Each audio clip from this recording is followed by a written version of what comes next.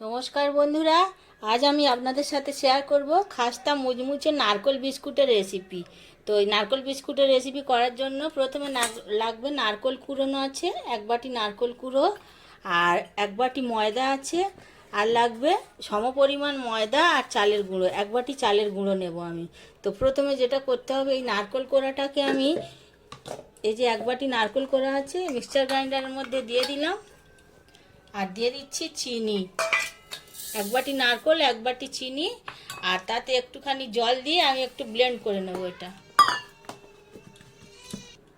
চিনি আর নারকেলটা ব্লেন্ড করা হয়ে গেছে। এবার আমি একটা ডো তৈরি করব, সেজন্য নিয়ে নিয়েছি এক বাটি ময়দা, আর নিয়ে নিচ্ছি ওই বাটিরই এক বাটি চালের গুঁড়ো, আর দিয়ে দিচ্ছি সামান্য একটুখানি নুন,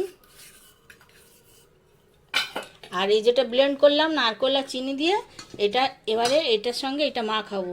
এতে একদমই জল দেব না, যেমন আটা ময়দা দিয়ে রুটি পরোটা ডো তৈরি করে সেই রকমভাবে এটা মেখে আমি ডো তৈরি করে নেব একটা।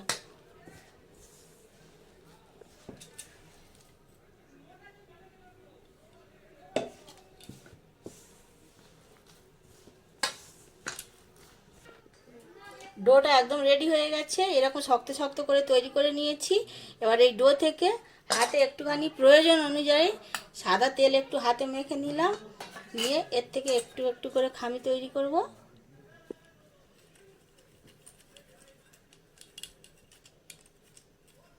ঠিক গোল গোল করে বিস্কুটের শেপ দিয়ে নেব, আর দিয়ে দেবো এর ওপরে সাদা তিল। সাদা তিল আমি এর ওপর থেকে দুটো চারটে ছড়িয়ে দিচ্ছি এরকম,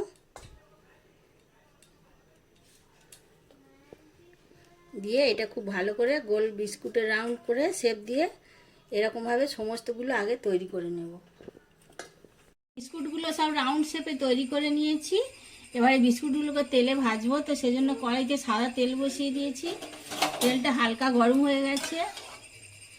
এবার একটা একটা করে ছেড়ে লাল লাল করে এপিট ওপিট করে ভেজে নেব। তেলটা একটু হালকা গরম থাকতে থাকতে দিতে হবে, খুব বেশি তেলটা গরম হয়ে গেলে বিস্কুটটা একদিকে পুড়ে যেতে পারে, তো সেই জন্য লো ফ্লেমে আস্তে আস্তে করে এগুলো ভাজতে হবে। প্রথম ব্যাচে বিস্কুটগুলো ভাজা হয়ে গেছে, এপিট ওপিট করে এরকম আমি লাল লাল করে ভেজে নিয়েছি। পরেরগুলো ঠিক একইভাবে ভেজে তুলে নেব। বন্ধুরা, তৈরি হয়ে গেছে কুরকুরে মুড়মুড়ে নারকেল বিস্কুট, পরিবেশনের জন্য একদম রেডি। বাড়িতে তৈরি করে কন্টেনারের মধ্যে অনেক দিন ধরে রাখা যায়, আর ছোট থেকে বড় সকলের প্রিয়, খেতে অবশ্যই ভালো লাগে। তো এরকমভাবে করবেন, আর লাইক করবেন, কমেন্ট করবেন, শেয়ার করবেন।